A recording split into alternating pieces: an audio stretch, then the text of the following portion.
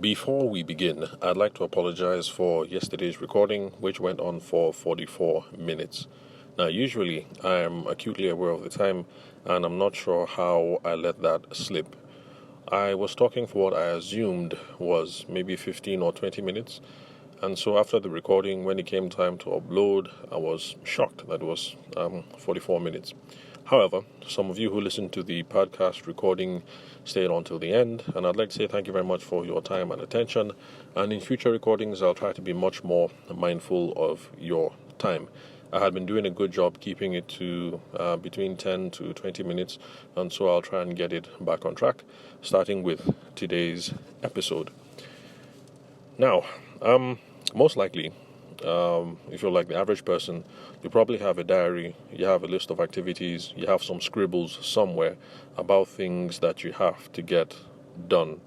Now, there are a few people who try to freestyle their way through life and do get some business success. And when that happens, it's really commendable and it's fun to watch, but it's not for everybody. So I would recommend that you try and find something that suits your fancy. Some people journal, some people have diaries. Currently, I use Google Calendar. It's rigged up to my phone calendar. I use Google Calendar. Before then, I used Evernote.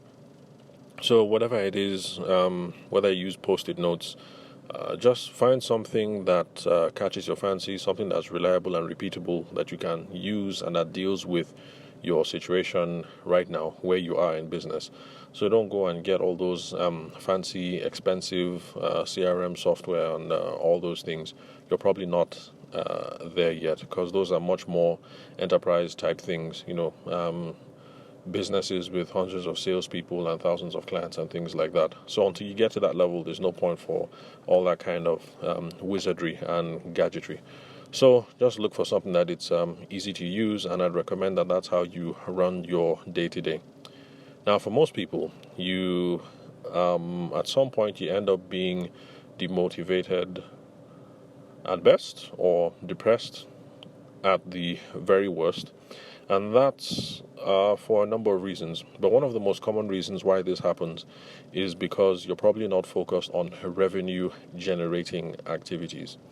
So you wake up, you have your diary, you have your planner, your Google Calendar, your Evernote, your whatever it is, and then you have pretty routine stuff there, like maybe do your kids' homework, let's see, what else, PTA meeting, and then maybe a few other things that you scheduled here and there that are business related but don't necessarily lead to income. Now, I'm not saying that hanging out with your friends or homework or the PTA is not important. Those things are really, really important. But unless we fill up our schedules, our diaries, our planners, our scrapbook, whatever it is that we use, unless we fill that up with revenue-generating activities, at some point we're going to get demotivated because we're not doing stuff that moves the needle in the right direction. Now, how do you define revenue-generating activities? That depends on the particulars and the specifics of your business. So there are some things that a wedding planner might think is a revenue generating activity that a wedding photographer might not think is.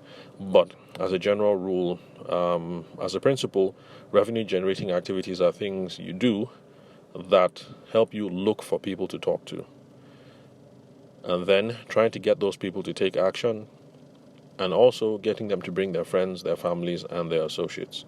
So let me repeat that. Revenue generating activities are things that you do that are looking for people to talk to, getting them to take action, and getting them to bring their friends, their family, and their associates. So I'll leave it up to you guys to define the specifics. So I don't have a problem with attending wedding fairs or bridal fairs, bridal expos, whatever it is that you call them. And I am just waiting for the scene to open up in Abuja again, and I'm going to be right back in the mix. So whether it's a Wed Expo, if they decide to give Abuja another shot, or whether Hilton Wedding Fair comes back online, or the Brides and Babies Wedding Fair comes back online, I'm going to be right back at it, because for me, that's one of my revenue generating activities. I'm looking for people to talk to, and we often have qualified brides and grooms running around those sorts of events because they are looking for credible vendors so that they can plan their wedding hitch-free. So for me, that's a revenue generating activity. Now, some of you are really big with online stuff, Instagram.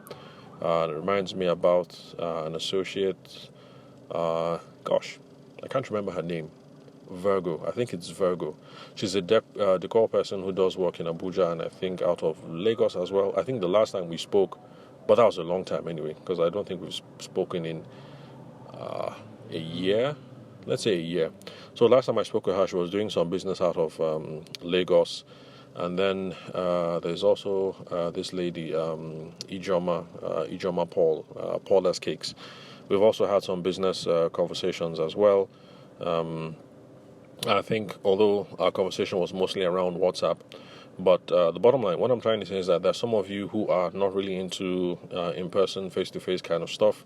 Some of you are really into that online WhatsApp thing. And so, for someone like Ijoma Paul, that's of Paula's Cakes, all the time she spends on Instagram and WhatsApp, for her, is a revenue-generating activity. And people have ways to make it work for them. So there's some people who take time to DM people. DM is direct message. That's the messaging feature on Instagram. So people DM, respond, wake up in the morning, start responding to DMs, or DM people who like and share and things of that nature. Try and build engagement on their page. So if that's the sort of thing that works for you, because the last time I spoke to Virgo, I think she said 80% of her business was coming in through the Instagram ads that she places. So for someone like her, you wake up in the morning and you're responding to DMs. That's revenue generating activities.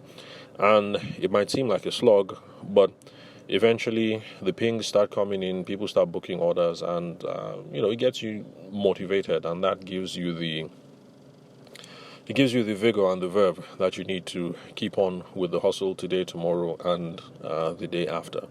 So, revenue generating activities, it depends on your sales philosophy, what's working for you in the business.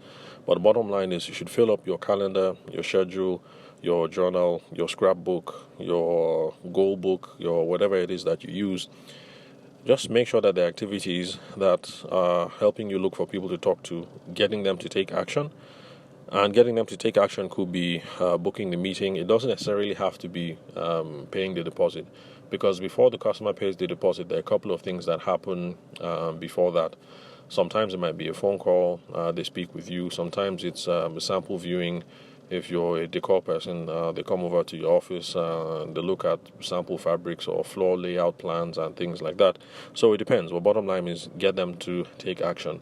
So if they've come in through Instagram, and usually what works for you is that the next thing is a phone call, then you have to get them to take action so that you guys hop on that phone call so that you can discuss. For those of you who prefer the in-person thing, and then the next step is you go to their office or they come to yours, then get them to take action and do that, the in-person visit. And then finally, getting them to bring friends, family, and associates. Now, this is more of a customer success thing, and that is something that I spoke about a couple of episodes prior. If you didn't listen to the episode, then when you're done listening to this, just hop back to the menu, scroll down. Eventually, you see a couple of episodes that have customer success in the title, and then listen to that. Now, customer success is a term or it's a philosophy that our brothers in the tech space use, because tech people, they're very aware that if someone buys your software, you don't just celebrate and say, okay, that's the end. Because if the person buys the software but never uses it, or uses it but does not derive value from it, then the sale is not complete. Because if the person never uses it, the person is not going to come back and continue the subscription. If the person uses it and does not derive value from it, it's the same. The person is not going to continue with the subscription, and the person is not going to refer you to other people to download the app or to go on and buy that service. So our brothers and sisters in the tech space have this philosophy of customer success, and that is that once the person transfers, once the person makes the deposit, you want to do absolutely everything in your power to make sure that they derive value from the situation. And when they do, they're going to bring in their friends, their family, and their associates. You're going to get repeat business. So it's not just about the 10K that you're going to get from this transaction or the 100K that you get from this transaction, but to make sure that this person who has dropped 100K in profits with you right now brings friends, family, and associates that also bring in, 50K, 100K, or whatever it is that your profit margin happens to be on the transaction.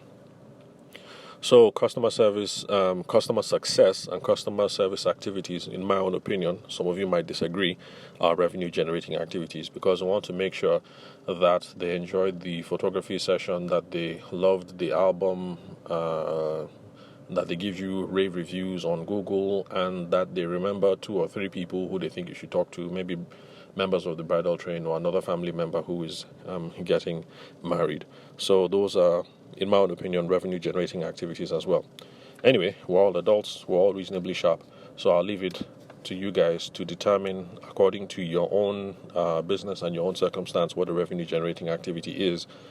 But the next time you're feeling demotivated, realize that it probably could be because of this reason, that you don't have enough revenue generating activities lined up and you should get some more. Of course, there's also a mental health aspect to this. So if you're facing severe depression, then it's not just about listening to podcasts and then motivational videos and things like that. Therapeutic help is available. I know from first-hand experience, when road safety harassed me into taking a mental assessment because of a traffic violation. Yeah, they forced me, not just me, anyway, a couple of us that day, we had to see a psychiatrist to be sure that we were not mad. So I can assure you from first-hand experience that we have those professionals available. I don't know about... My assumption is that since we got a psychiatrist who was able to see all of us that day, those of us who are traffic offenders at Gariki Hospital in Area 3, my assumption is that if you're based in Enugu, Port Harcourt, Lagos, or wherever, that if you go to one of those government hospitals, it probably will be the same. Registration was not expensive. I think opening your form or opening your file with Gariki Hospital was, I think, was 2,000 or maybe 5,000, and I can't remember how much consultation was. But if you're going through a really rough patch and you think you're clinically depressed, or it could be something a whole lot more, then don't just rely on this episode and watching Zig Ziglar videos on YouTube. Just go and speak to a mental health professional, and then they'll set you right along and you'll be on the path to recovery, so that we can continue growing our businesses, growing our profits, and growing and developing our lives and our families. So thank you very much for listening to the Sales for the Nigerian Wedding Industry podcast. I'm your host, Abuja-based event and wedding photographer, Tavishima Ayede. Thank you for your time and attention. I'll catch you guys at the next episode.